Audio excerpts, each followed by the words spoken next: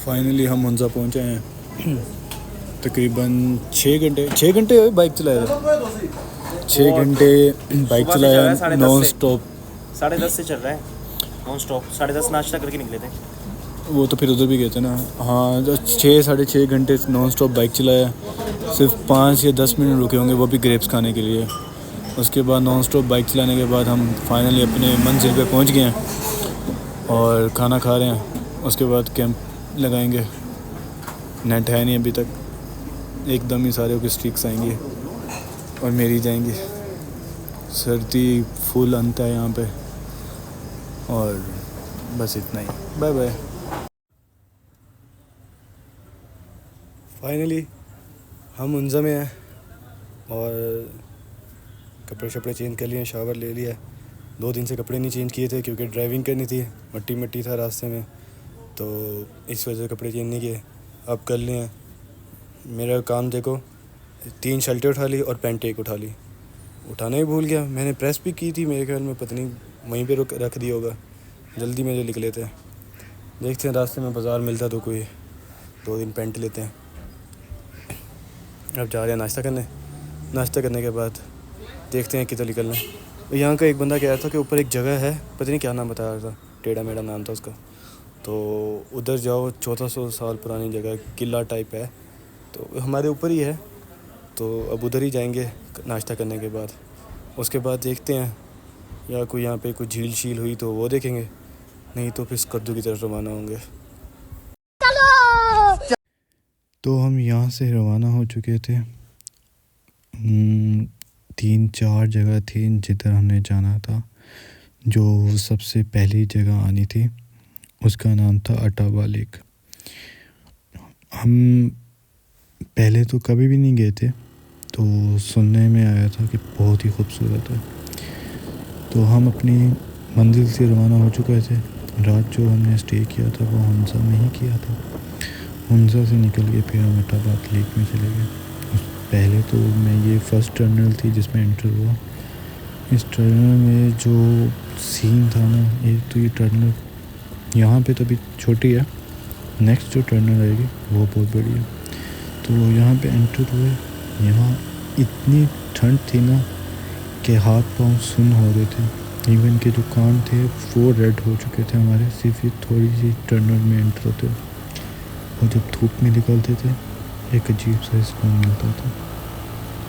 लेकिन मज़ा बड़ा आता था इसके अंदर बाइक चलाने का। जो 125 का साउंड होता था उसे सुनने में बड़ा मज़ा आता था। तो हमने जो हुंजा में स्टे किया था वहाँ पे हमें जो कहते हैं ना कि मेहमान नवाजी हमारी अच्छी की गई थी। वहाँ के भी पर्सन हमें नाइस ही मिले। जो बात है कि हमने जहाँ जहाँ स्टे किया, जिन जिन लोगों से बातें की, हमें वो सब नाइस मिले। इज़्ज़त की, अदब व आदाब से उन्होंने हमसे बात की, कोई बदतमीज़ी वाली या कुछ भी नहीं है। मैंने सुना हुआ था कि वहाँ के लोग सही नहीं होते, लेकिन मुझे जो भी पर्सन मिला, जैसा भी मिला, बेहतरीन मिला। मतलब उनसे अगर कुछ पूछ लेते थे या कोई जगह का बात कर लेते थे तो वो डिटेल से बताते थे। सुबह जिस रेस्टोरेंट में हमने खाना खाया, हमने उससे पूछा कि भाई यहाँ पे कोई घूमने की जगह है। उसने हमें एक स्पेशली पेज पे 4-5 जगहों के नाम लिख के दिया कि भाई यहाँ जाओ। तो हमने कहा ठीक है। तो पहले तो एक था, उस जगह का नाम मैं भूल चुका हूँ, मेरी पर्ची पे अभी भी लिखा होगा। कोई फोर्ट टाइप था जिसमें पुरानी कहावतें, हिस्ट्रीज़ वगैरह जिसे कहते हैं वो थी। तो हमें उन चीज़ों में इतनी दिलचस्पी नहीं थी, तो हम वहाँ नहीं गए जो हमारा पहला था। सेकंड जो था वो अटाबाद लेक था।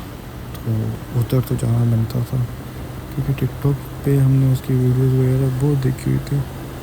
तो मैं और मेरे साथ जो मेरा दोस्त था उसने तो बस यही बोला कि भाई इधर तो जाना ही जाना। मैंने कहा चलो चल पड़ते हैं। तो यहाँ पे आप बाइक का साउंड सुने।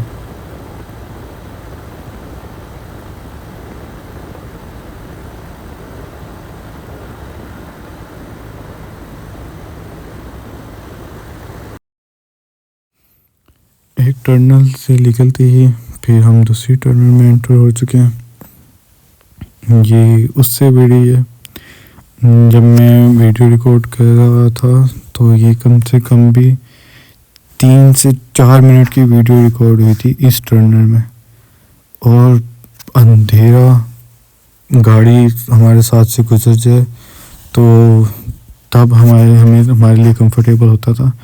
अदरवाइज़ अकेले बाइक के लिए एक हमारे जो बाइक की लाइट थी वो पूरी सूरी थी, दूसरा मैं हेलमेट नहीं उठा के गया हुआ था, तो बस मत ही मर गई थी। तो अकेले बाइक की जो लाइट थी वो बहुत ही मुश्किल था, क्योंकि आसपास की कोई जगह नज़र नहीं आती थी। वो बस बाइक की लाइट जो है वो तो सामने का ही रोड दिखाती थी।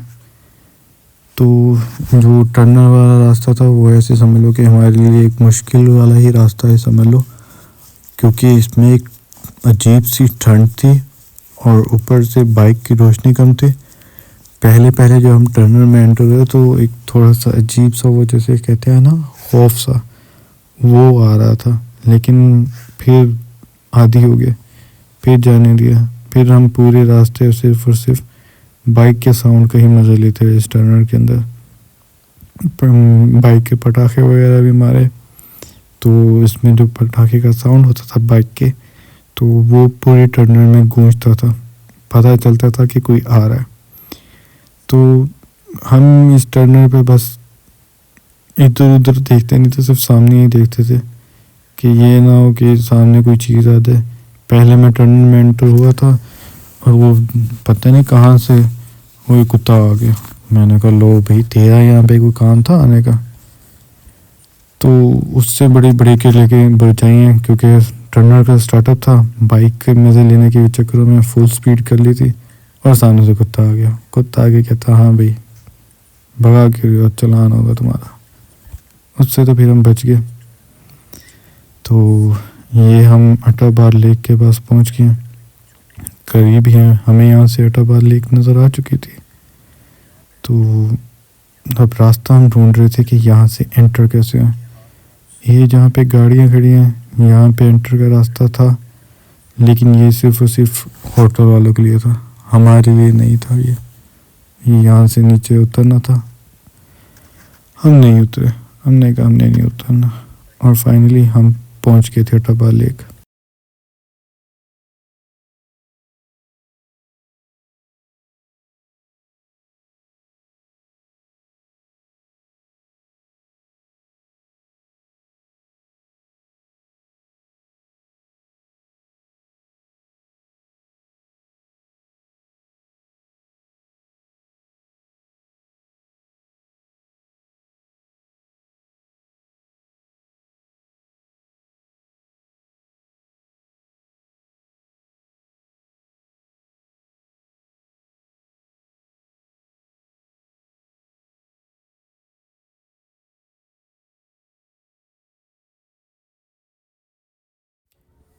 यहाँ आपका भाई मज़े से सुकून से बेंच पे बैठ के अपनी आंखें ठंडी करता हुआ और एंजॉय करता हुआ। ओह, ये आंटी कहाँ से?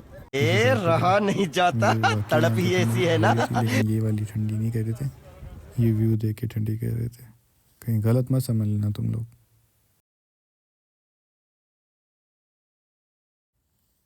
फाइनली हम अटाबार लेक एंजॉय करके वापस की तरफ अपनी और जगह पे जाते हुए रवाना हो चुके थे, और जो और जगह थी वो हम नेक्स्ट वीडियो में बताएंगे कि हम किधर जा रहे थे। तब तक आप हमारी ये वाली वीडियो एंजॉय करें, और अल्लाह हाफिज़। सब्सक्राइब कर दिया करो यार, अगर देख भी लेते हो।